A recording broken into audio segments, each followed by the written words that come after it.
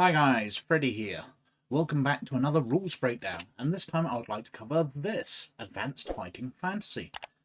Now this came out in 2011, but is an update or a compilation of the 1989 Titan role-playing game based on the old Fighting Fantasy game books. So it's a very stripped down, simple system based on the rules that were handed out for those game books. Now, as usual, I'll be using a sample character, but I'm not going to use one from the rulebook. I'm going to use actually my character that I play in Advanced Fighting Fantasy.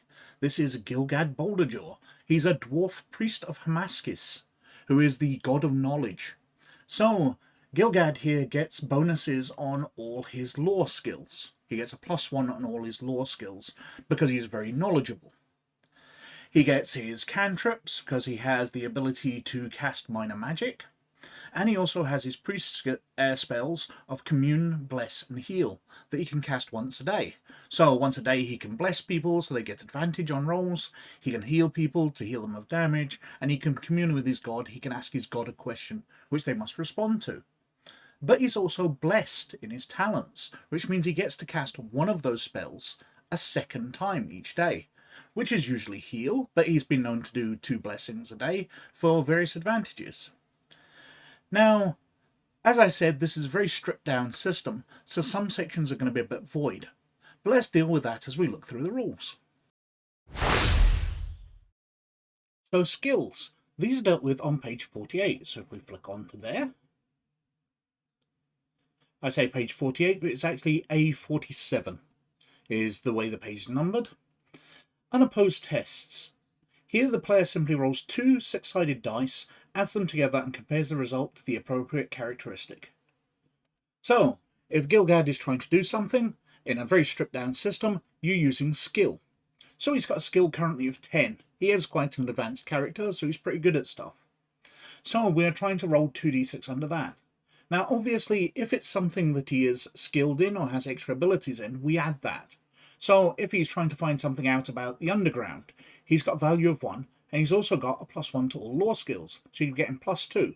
So you'll be rolling 2d6 against 12, so pretty much guaranteed to succeed.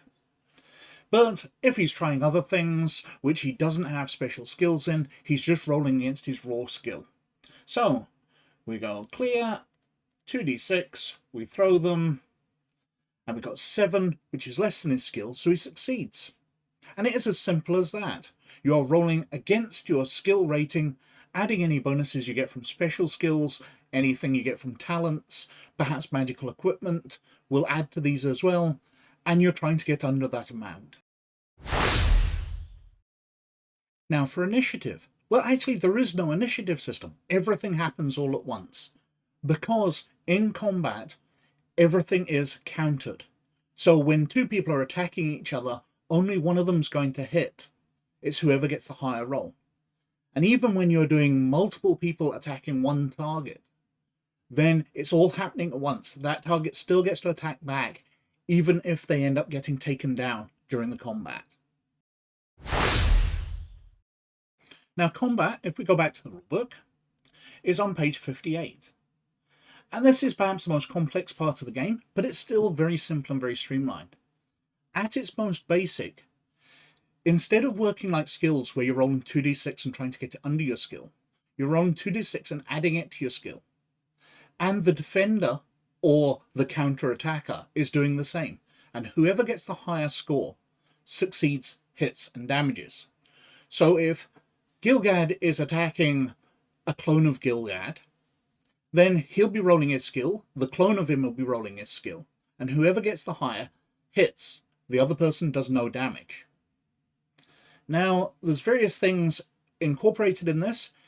If you roll a double 1, then you've rolled a fumble, and you roll on the fumble table, which is on the next page. So you're rolling 2d6 fumble result. If you roll 2d6, you're doing critical hit, and you're doing double damage. There's also multiple targets. So if you're fighting 2 enemy soldiers, but they get a +1 to their skill because they outnumber you. These bonuses and penalties are dealt with on the very next page. So page 60 of the rulebook, outnumbering +1 per number. per extra opponent, maximum of 6 opponents versus single, maximum +5 bonus. And you've got various other penalties and bonuses there. So if it's dark, if it's twilight, etc., you can incorporate all of these. If you're fighting down a set of steps, you get a +1 bonus. If you're fighting up a set of steps, you get a -1 bonus. Very large being attacking something very small gets a +2 bonus. A very small being attacking a very large gets a -1. So you get penalties and bonuses based on that, including for multiple combatants. The way it works for multiple combatants, though, is the single person chooses who they're fighting.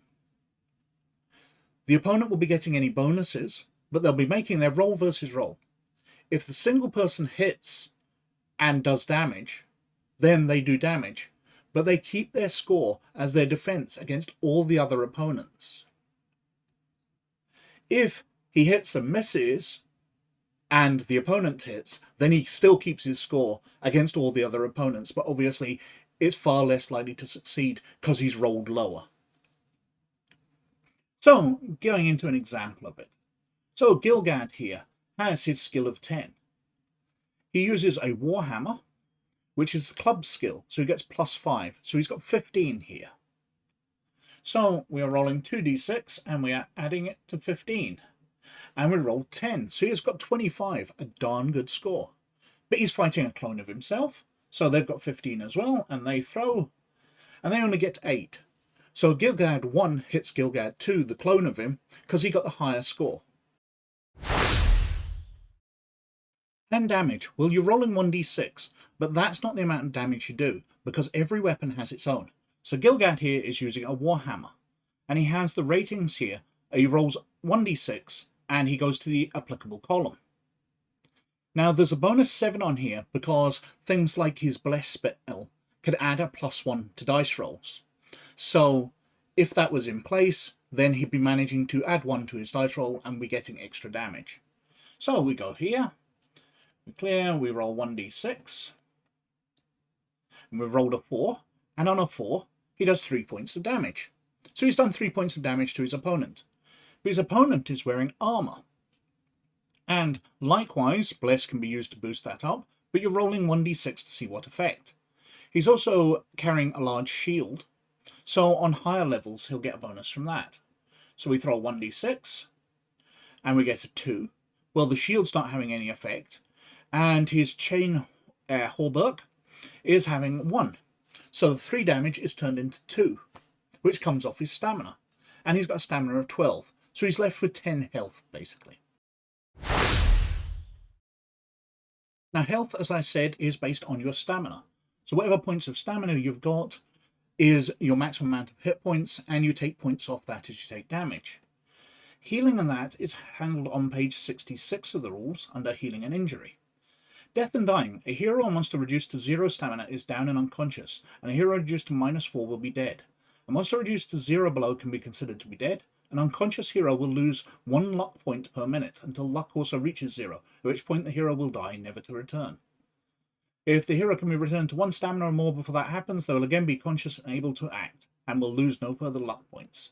So, Gilgad here has 9 luck, so he can last 9 minutes, until he is treated and he expires. First aid. You can benefit from administrations of a healer. A successful healer test recovers 2 stamina points. If the healer rolls a double 1, the subject of his attentions actually recovers 4 stamina points. However, a roll of a double 6 will actually make the wound worse and inflict 2 stamina damage. So this is one place where the critical hits and critical fumbles count in ordinary skill rolls, where they don't usually, but they're reversed. So normally in combat a double 1 is a miss, a double 6 is a critical hit. They're reversed in healing. So the double 1 is extra good, the double 6 is extra bad. We've got natural healing, where every time you sit down to eat a day, you heal 2 stamina. And you can eat twice a day. So you can basically have a short rest and heal up 2 stamina every day. A full night's sleep also restores 4. So you take a long rest and you get 4 stamina back.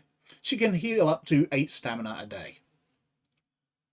There's also healing magic. The heal spell here works by, it automatically succeeds, but it heals the magic skill plus the magic priestly. So Gilgad here can heal people of 8 points of damage. And of course, as I mentioned before, he has his blessed, so he can cast 2 heals a day, but he can only cast 1 heal on 1 person per day. And experience. Well, experience is dealt with on page 57. So if we go back a few pages, we can see increased skill costs 20 times new score in experience points. So his skill here is currently 10. He'd be increasing it to 11, so he requires 220 experience, which probably explains why I've currently got 200 on my character sheet here. Magic costs 15 times the new score, stamina costs 5 times the new score, so it's quite easy to build up your stamina and get extra hit points, far cheaper than others. Special skills cost 10 times the new score in experience points. Magic points cost 5 times the new score in experience points. Learning a new special skill costs 20 points. New wizardly spell costs 20 points, and gaining a new talent costs 200 points. And the game director must approve all new talents. So if you were a different priest and you noticed that Gilgad had got blessed and that was working out well for him and you wanted to buy it, it costs you 200 experience. If Gilgad wanted to now go out and buy another talent, he does have enough experience. But obviously, the end of the last adventure, I must have been saving up probably to buy yet another point of skill, because Gilgad's really focusing in on that. So that is Advanced Fighting Fantasy. It's a really simple game. It's a whole load of fun because it is so simple and streamlined. There's not too much complexity to get on. I really like the way it handles mass combat because it's just stripped down to a couple of dice rolls. Everything keeps moving very quickly and you can get on with your game. This is the kind of rule system I really like, where the game gets out of the way and you can get on with the story and you can get on with having fun with your friends. Anyway, as usual, I think I've probably whittled on for quite long enough. So thank you very much for watching. But as always, most of all, you look after yourselves. And I'll catch you later. Bye now.